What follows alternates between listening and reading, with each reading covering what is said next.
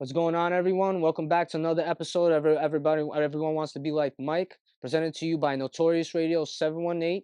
All right, please subscribe to our YouTube channel. Please follow all our social media outlets. We really appreciate you following, watching, and listening.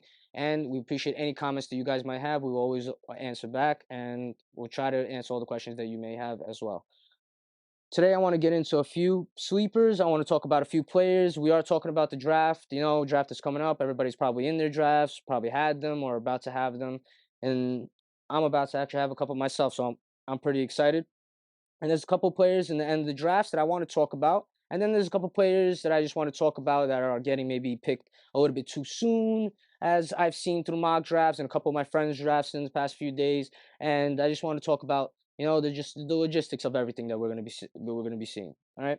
One of the first players I want to talk about, maybe we could call him I'll probably put him in a more of a sleeper category. I want to talk about Kelly Oubre. All right. The news just came out today. All right, LaMelo Ball has a grade 2 left ankle sprain. All right, now I know Yahoo states that he's gonna be back in by season opener. That he's gonna, I don't know, he'll be back in a week, 2 weeks tops. Okay, I really don't think that's happening. People might not understand exactly how bad a ankle sprain is, especially a grade 2 one. Okay, it's not just getting back on your feet. It's not just a bruise. It's an actual sprain. Like he sprained his ligaments in his foot. Right. So it's gonna take him a little while to get back up. I do not think he's gonna be back for the opening game, let alone the first 8 to 10 games. I would say. Right. He'll probably be back at the end of, I would say, November, middle November to the end of November, and that's being very hopeful, very hopeful. All right. So due to that, now we got to look at players like Kelly Oubre. All right. Now, for example, I know everybody's gonna say, and they're gonna think about the fact that they were talking about trading him. Understandable. All right. But you're not gonna think about this right now in your drafts. You got to think about value. All right. And at the end of drafts, when you could get Kelly Oubre at 122nd, 123rd, 129th, even 130th, okay, you're not really losing much. So you're getting the most for your buck. Okay, that's what we're trying to do in these drafts, right? So when you're drafting somebody like Anthony Edwards, for example, like me and my buddy just talked over, right? It doesn't make sense why people are drafting him, right, second round, but somehow we got Anthony Davis as being drafted in the third. All right. It just doesn't make sense. All right. Do you seriously think somehow that Anthony Edwards is going to play better than Devin Booker, Fred Van Vliet? He's going to be play better than all these amazing players, Jimmy Butler, that I would have chose over him. So I don't know exactly how everybody's thinking about the kid. I think I'm a big, big, big Anthony Edwards fan, right? And I think he's going to be a very successful player, but he's not going to lock up a category for you. For example, and I know we're talking about a first pick right now, but Tyrese Halliburton. See, looking at players that will lock up some categories for you right away. Tyrese Halliburton will lock up assists for you. He'll get you your steals that you need. All right, and you know what? Maybe it might not be on the best field goal percentage at all times. He will get you the points. He will get you the threes. Okay. And I personally think in Halliburton's case, since he's going to be running the Pacers, running the offense, all right, with Miles Turner, all right, he's going to come out probably where everybody should be drafted. Maybe some people that believe in him like I do will draft him maybe a little bit earlier before LaMelo. Well, in this case, I hope nobody's going to be drafting LaMelo in the first round, but you know what I mean, okay? Maybe I'll be drafting him before Tatum. Maybe, you know what I mean? Who knows? I'm going to be drafting him before Towns, that's for sure. You know what I mean? So it depends on what your preference is, what you're aiming for. Are you the type of person that likes guards? Are you the type of person likes big men? To have a guard, I think he's a great guard to have first round. Lock him up, and then if you're going big, go big. All right, but getting back to the main point, LaMelo Ball is injured. All right, look at the whole Charlotte team now. Okay, you got Kelly Oubre, Mason Plumlee, PJ Washington, who all three, I think. Okay, so PJ and Kelly Oubre, I see them doing very well. All right, with the Miles Bridges situation, him being gone now, it just makes sense. All right, whether or not Oubre is going to be traded. Okay, yes, PJ goes a lot sooner, but we're talking mainly about Kelly Oubre right now. But if you're going to drafting from the Charlotte Hornets in the end of drafts is not a bad play. For example, like I was just about to say, Mason Plumlee, right? If in the end of drafts, now let me tell you one thing, okay? This year's drafts, it's a guaranteed fact, okay? After the 6th and 7th round, centers become very bleak, good centers. All right. And on every single on every single fantasy team that you have, you always want to have at least one good or two good centers, right? And you want to have one good guard no matter what, right? So you're not gonna get those centers after the seventh round already. That's it, right? So watch out for that. But in the end of rounds, if you're looking for your third or fourth center already, or maybe even your fifth, if you're like me and myself or a couple of my friends or whatever the case may be, right? Mace Plumlee is a good choice. And you know what? He kind of goes with an assist built team as well because he could provide you three, four, or even five assists a game sometimes. He really can. Okay. He'll give you 8 to 10 points. I see the 3 or 4 assists. Okay. Some defensive stats, maybe a block, a steal, and good field goal percentage. Right. What could you really ask more of from let's say 12th or 13th round player that you're drafting? You can't ask more. Right. So that's my point. Look out for the Charlotte team. Right. They're gonna be doing really nice. Terry Rozier is gonna be doing really nice this year. Right. And with LaMelo Ball now injuring his left ankle, I think they're going to be very cautious with him even when he does come back, right? So you got to also take those into account, okay? Kelly Oubre, regardless of the trade rumors, whatever it may be, in the last 2 games, he scored 17 points, 2 rebounds, 3 steals, and 2 threes, all right, versus the Celtics, right? 18 points, 4 rebounds, 2 assists, and 2 steals, and 4 threes against the Bulls the game before, all right? Now, I always liked Oubre because he'll give you the threes that you need, give you defensive stats that you need. All right. Maybe sometimes it's on shitty field goal percentage, but you know what? That's the game. That's how it is. All right. You expect it. And again, from a player you're drafting in 11th, 12th, 13th round, you cannot complain. You can't complain. You're getting the most bang for your buck. Simple as that. All right. Moving on. Again, big men if you need them in the end of drafts. James Wiseman. I want you guys to think about this. Yes, he is just coming back from a serious injury, and he's very like volatile in the sense that we don't know how many minutes he's going to get, and so on and so forth. But but if he does be able, if he's able to carve out 18 to 20 minutes a game, I think that he will provide you the basic big man stats that you are going to need. He will provide you those 15 points. He'll provide you a good 6 to 8 rebounds. He'll provide you a block or two if you're lucky, right? And again, in the last bit of droughts to get somebody like that, also it's a fire. You don't. He doesn't end up producing to that level. You don't like it. You'll be able to drop him and not lose any sleep over it. Understand? So that's what you're aiming for.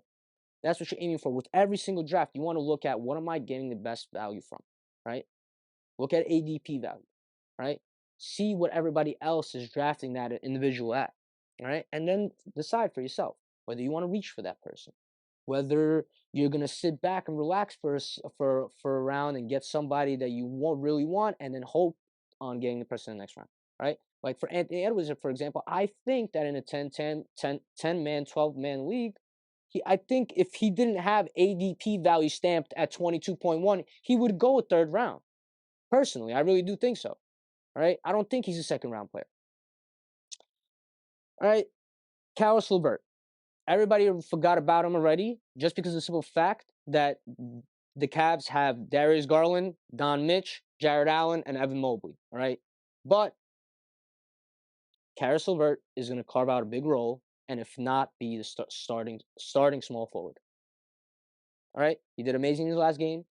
All right. And he's really showing that he's worth having.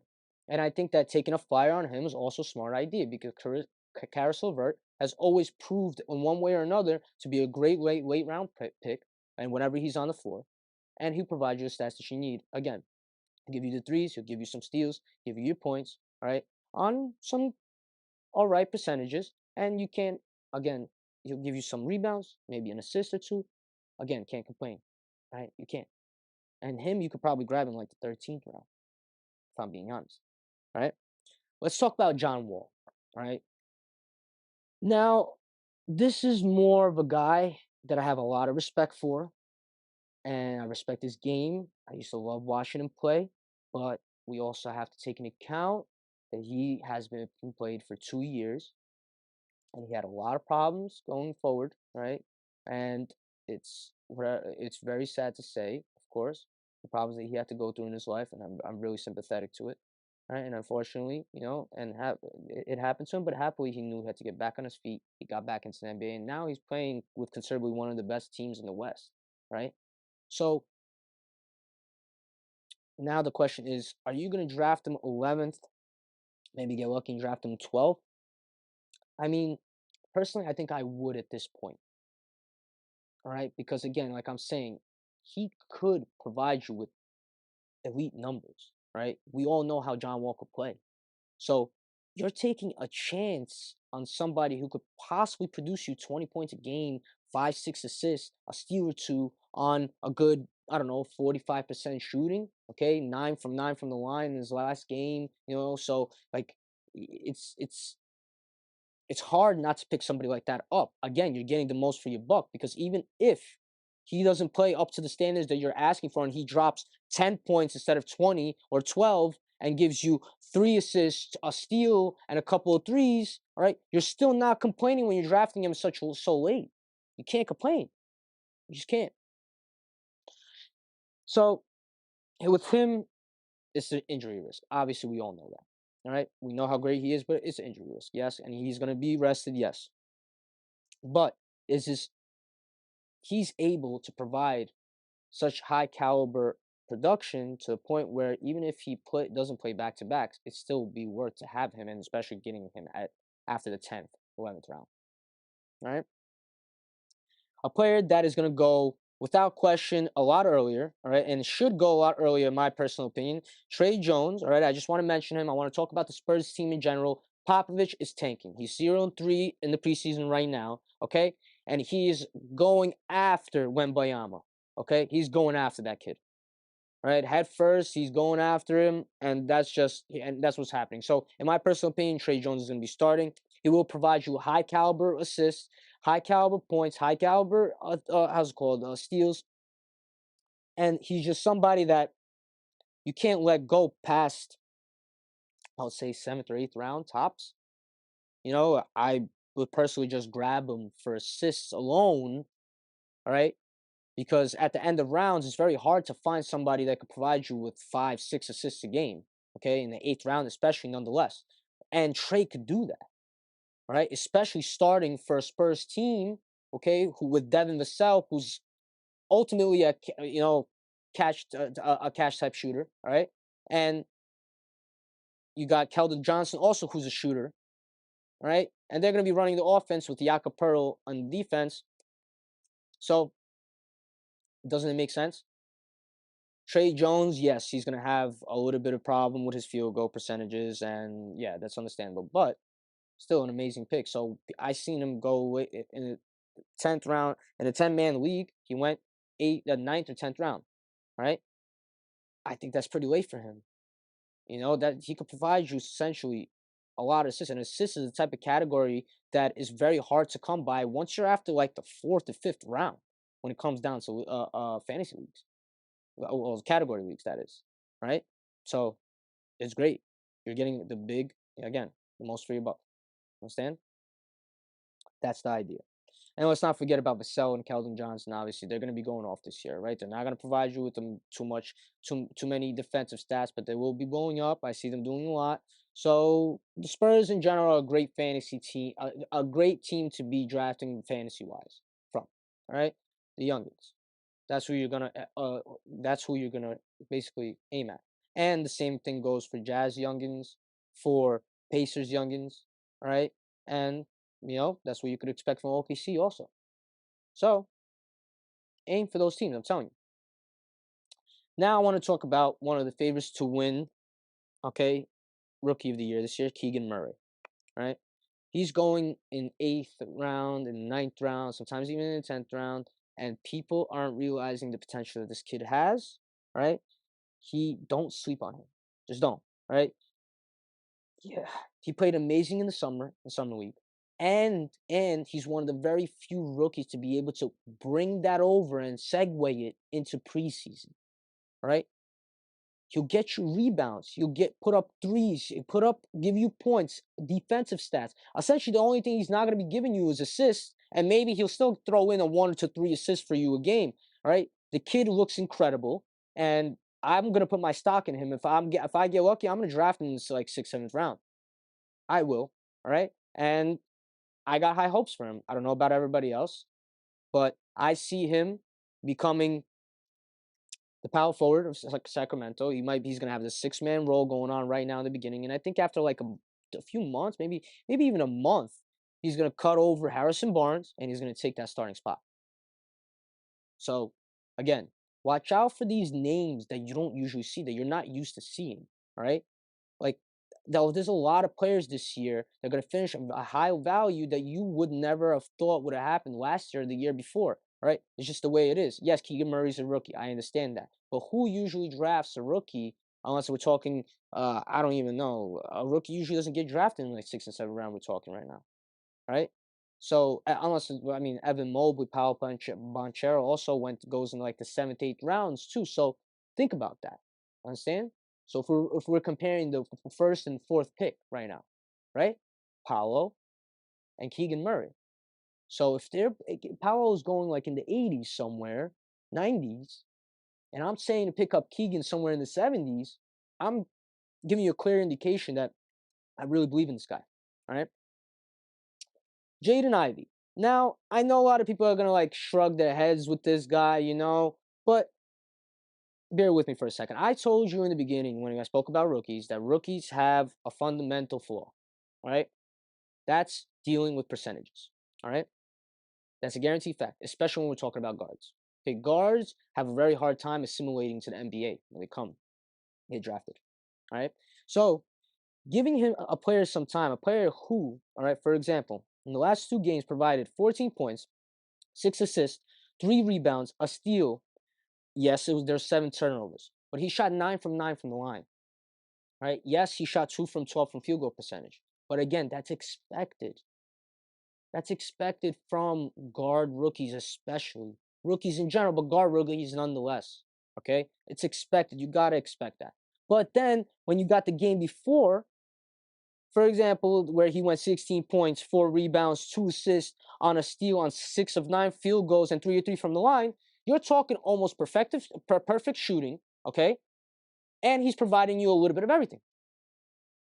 So Jaden Ivey with Cade Cunningham there, and we can't say that Cade Cunningham is injury prone. We don't know that yet, okay? It's been 1 year, all right? Cade Cunningham is going to be amazing, but Jaden Ivey could cut himself out a good 18 to 20 minutes. And I think at that time, if you need a guard, sorry, everyone.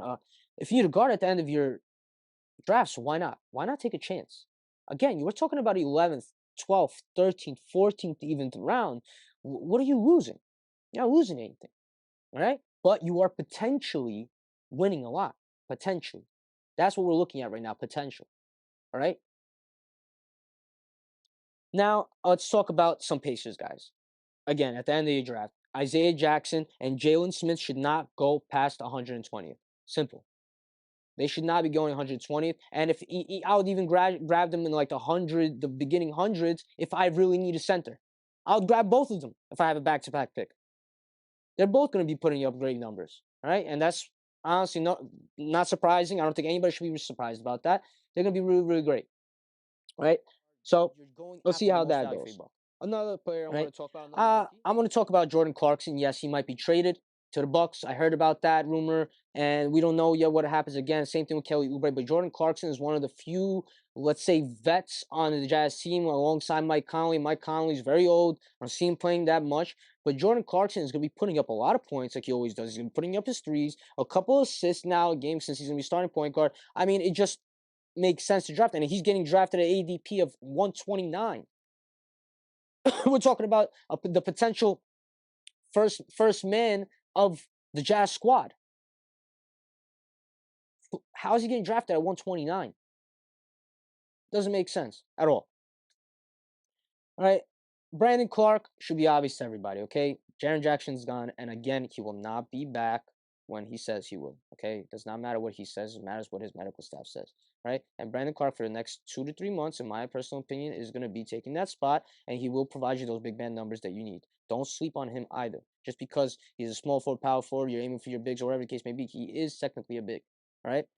Yeah, so continuing on with Brandon Clark, right? Yeah, I'm just going to quickly mention him. Just don't sleep on him, all right? Jaren Jackson Jr., again, I'm going to say he's not coming back when he says he's going to come back. He's coming back when the doctors clear him, all right?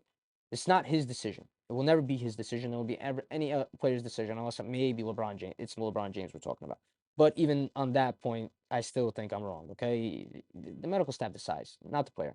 Brandon Clark is going to be taking that spot. He's going to be putting up those big numbers. Maybe he's not going to be giving you 2, 3 blocks like you're hoping from Jaren Jackson Jr. a game or something like that. But he's going to be giving close to a double-double, giving you a blocker, steal a game on good field goal percentage. That's what you want. That's what you're looking for, right? So, again, so now that I want to talk about, all right, Jalen Duran. Jalen Duran is somebody I spoke about in probably like one of my first episodes, all right? And I think if he carves himself out a good 18 to 20-minute role, he will give you a good 10 points, 5 rebounds or 6 rebounds, all right? A block or 2. You're telling me that in the 13th round, you're not willing to have those stats, right? Or potentially have those stats. Again, guys, don't forget there's a waiver wire. Right? There's a waiver wire. So if it's somebody that you don't like that you drafted at the end. I don't even care if you drafted him in the 11th round, right? Those are droppable players. Those are all droppable players, right? After the 10th round, you can consider yourself drafting players for their potential. That's it, right? And just some honorable mentions like Jared Vanderbilt, who should be doing very well this year for the Jazz, right?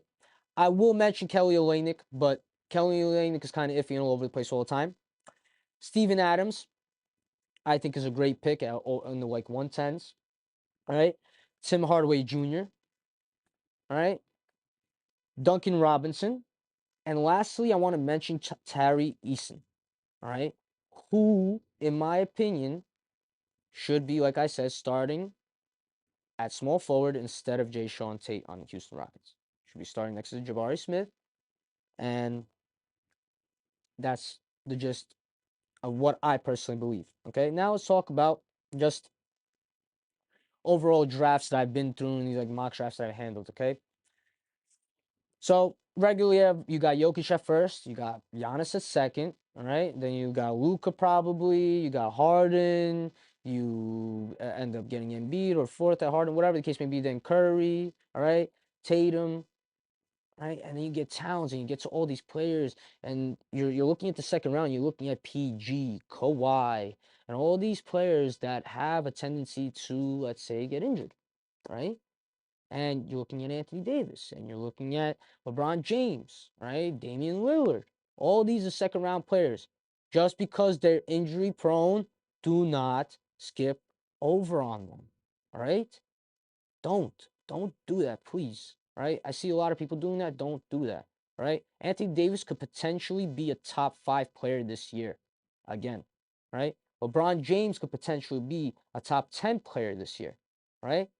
Which actually there's more of a chance of happening than not of. All right.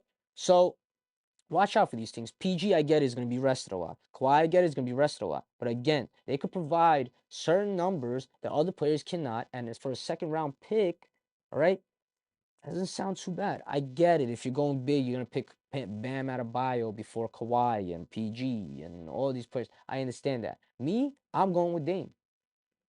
Dame's back. So I'm going with him. All right, second round if he's not taken by the time I get him, for example. If, let's say, Bam is not there, or if, let's say, my big men that I usually want, Sabonis and Rudy Gobert and so on and so forth, are not there in the second and third rounds. All right. Moving towards the back, I want to talk about Josh Giddey real quick, right? And the OKC Thunder. Josh Giddey and Shai Gilgeous, all right? Shai Gilgeous, rumor that he might be being traded to the Knicks. Again, just a rumor. We don't know.